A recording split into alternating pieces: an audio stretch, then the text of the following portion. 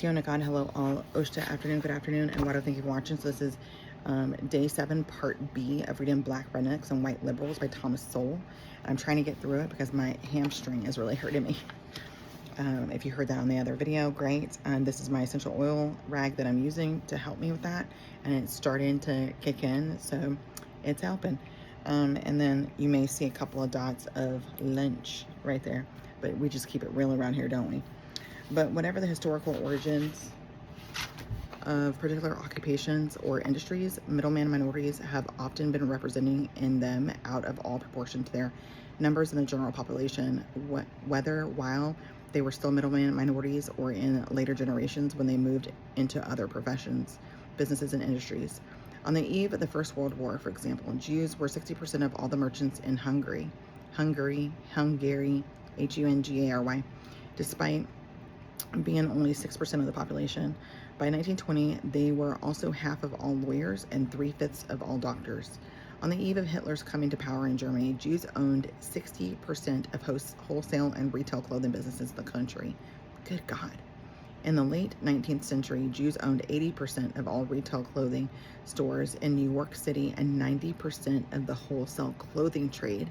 I'm telling you, Kanye was trying to out them because they're in everything, and like majority in everything. You don't just have like here, there, ever. No. They're in everything, okay? And like owning it, running it, fueling it, right? So let me tell you, by 1920, they're also half of all lawyers and 3/5 of all doctors. On the eve of Hitler's coming to power in Germany, Jews owned 60% of wholesale and retail clothing businesses in the country. Okay? In the late 19th century, Jews owned 80% of all retail clothing stores in New York City and 90% of the wholesale clothing trade. I'm wondering, what are those figures now? Hopefully he tells us.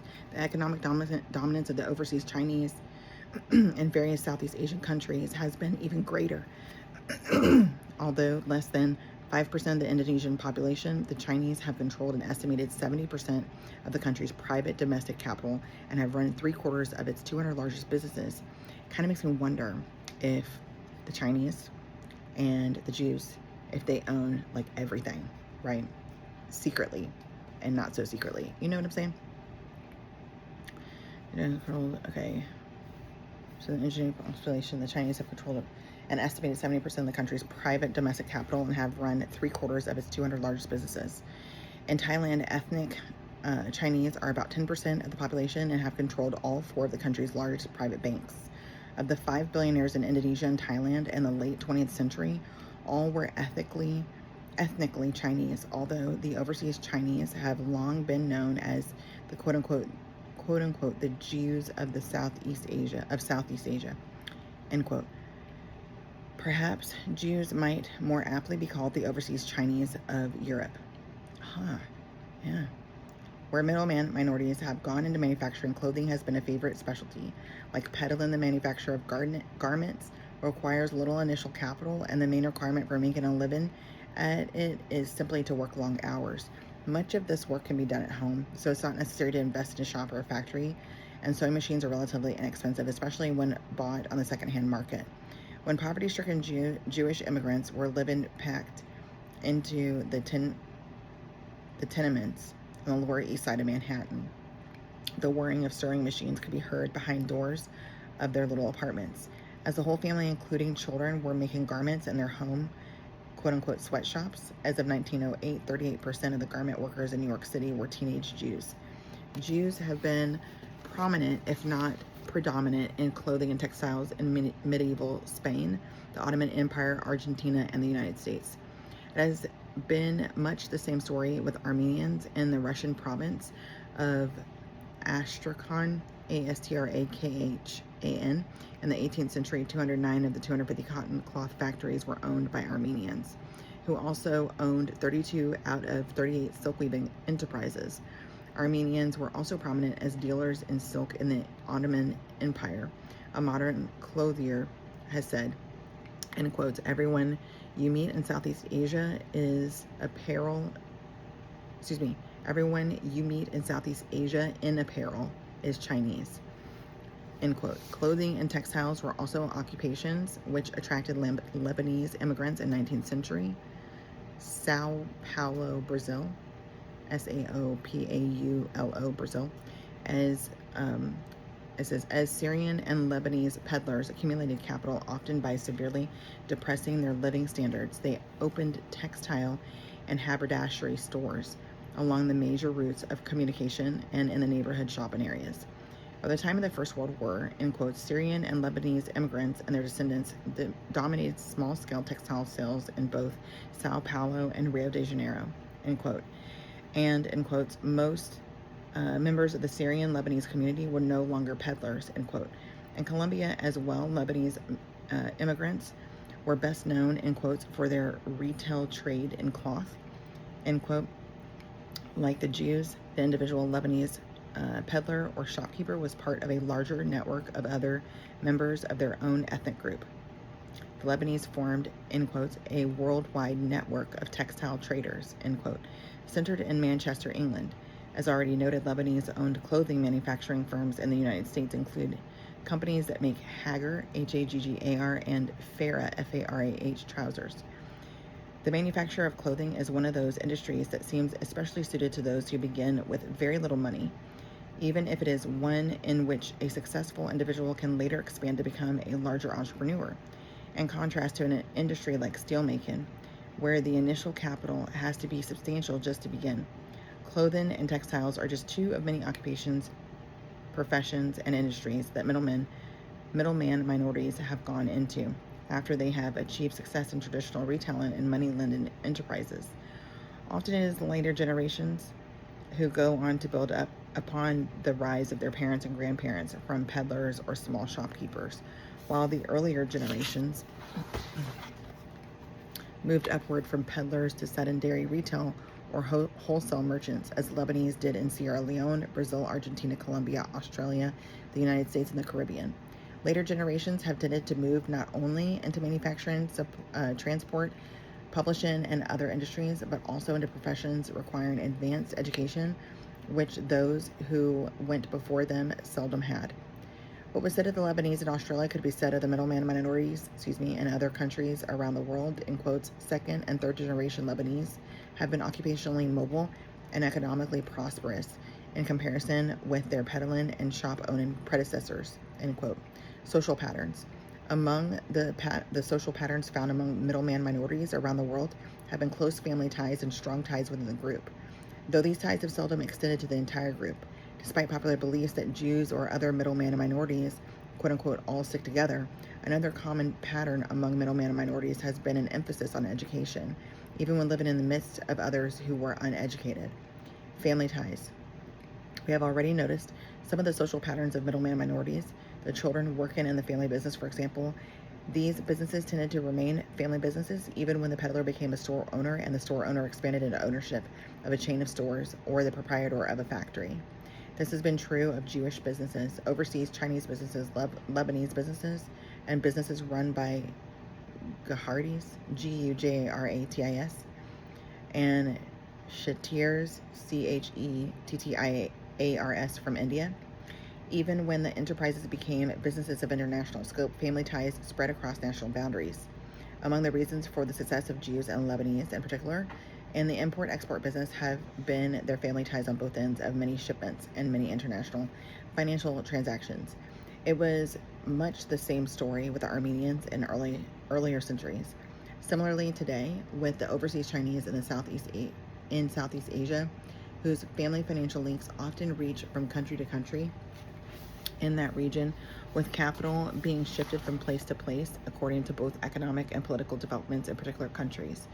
Intense family loyalties have led middleman minorities to take young relatives into their businesses, even when these might have to be brought from overseas in India or Lebanon or elsewhere.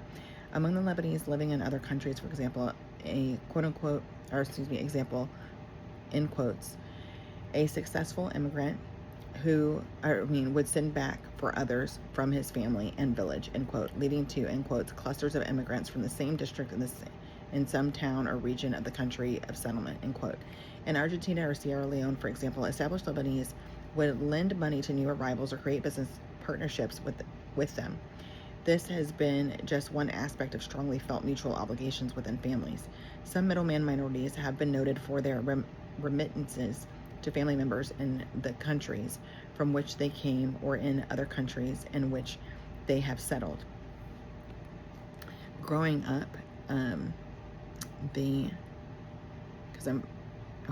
so part white, part black, right? And then there's a whole slew of other things associated with that within my DNA. But my dad, you'd look at him, he's white. My mom, you look at her, she's black, right? So on that side of the family, it was always brought into my brain, like, I don't know how to say it without being whatever. So I'm just going to shoot straight from the hip. Whenever they spoke about other minorities, right, they would call them like the racial names, which is unfortunate. And they would say that they don't do any good here because they just make their money and they don't put it back into our economy. They send it over back to their families, like for them to use in their economy or to bring them here, right? So what are they going to do? They're just going to, work really hard and everything, great, but they're not enriching our country financially, I guess. I don't know. I was just trying to say it nicely and I don't know how to do that. I did not believe that way. I'm just saying. Everybody is trying to live their American dream and stuff. You know what I mean? So, local populations have long resented this as exporting their country's wealth, a charge often made against the Chinese in Southeast Asia and the Lebanese in many countries. Even in the early years of Jewish poverty in the United States, those in America managed to send money back to family members in Eastern Europe, not only for subsistence, but also to pay for their passage to the United States. These international transfers of wealth, though large in the aggregate, were no net reduction of the wealth of the country from which they were sent, because the middlemen and minorities had already added to the pre-existing wealth of the countries in which they settled, and were sending abroad only a fraction of that net addition. The central role of families, their cohesiveness, cooperation, and loyalties has long been a common denominator among middleman minorities around the world. Their successes have not been simply the individual successes of quote-unquote cream rising to the top in isolation, though such groups have in fact turned out many remarkable individuals in many fields. Right. Other groups without the same strong and stable family backgrounds found among middleman minorities have succeeded disproportionately in those few areas where purely individual talents are the overriding factors, such as sports and entertainment. In the United States, the Irish in the 19th century and blacks in the 20th century became spectacularly successful in boxing and baseball, as well as among singers and other entertainers, despite their lagging behind other groups in business, science, and other fields with more prerequisites of cultural or social capital. Both the 19th century Irish and the 20th century blacks were noted for high rates of broken families, violence, alcoholism, and crime. It is hardly surprising that both groups succeeded not only as well as others, but far more so than most others, than most others, in fields where only the individual's abilities mattered.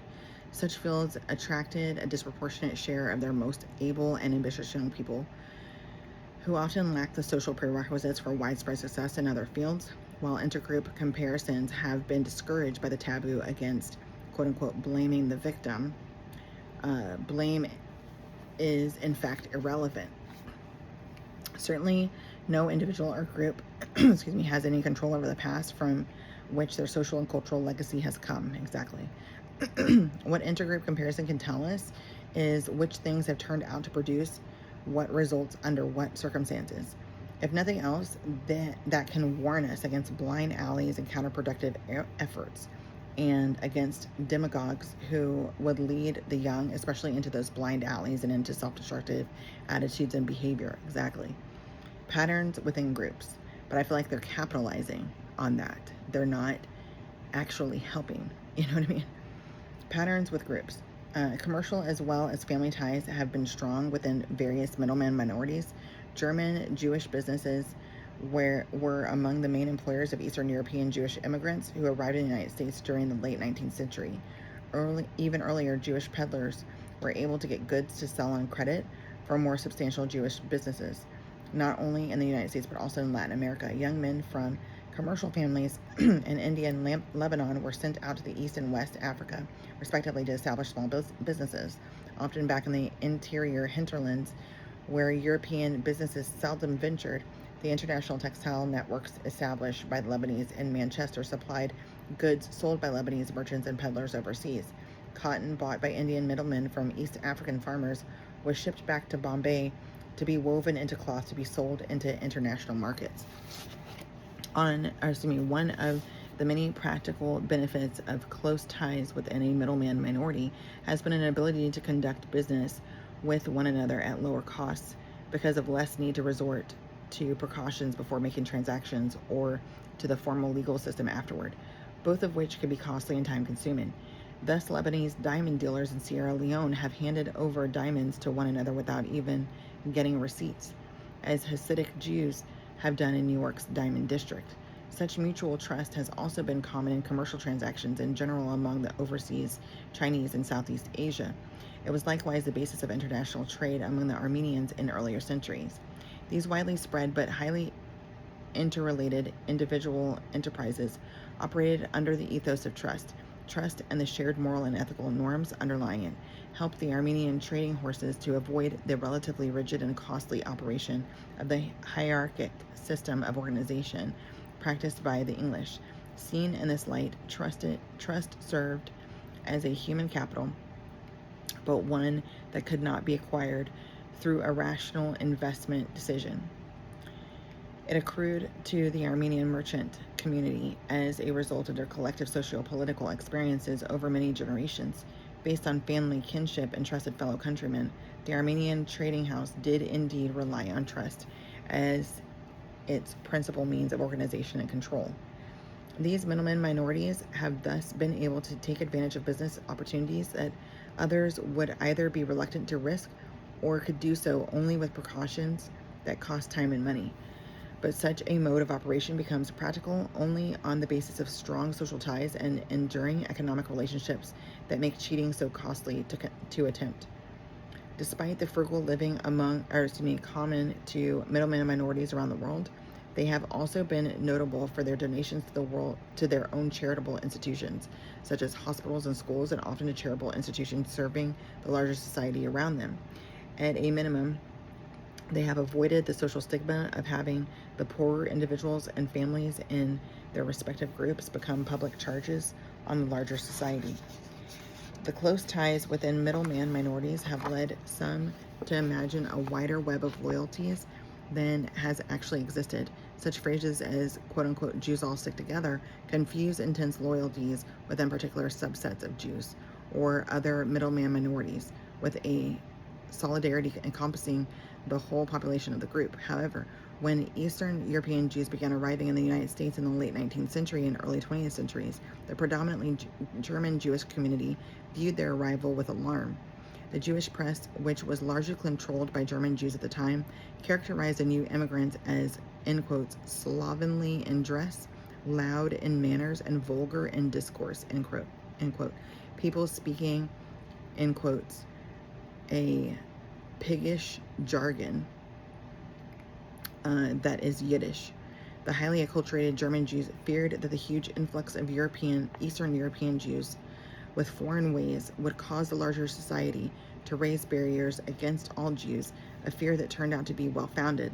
Programs set up by German Jews to try to acculturate Eastern European Jews in order to minimize the larger society's adverse reactions to Jews in general included pointed lessons on the use of soap and water. Whoa. Man, I had no idea. Anyway, don't go Hank again. You ain't a good to we meet again. Love you, minute.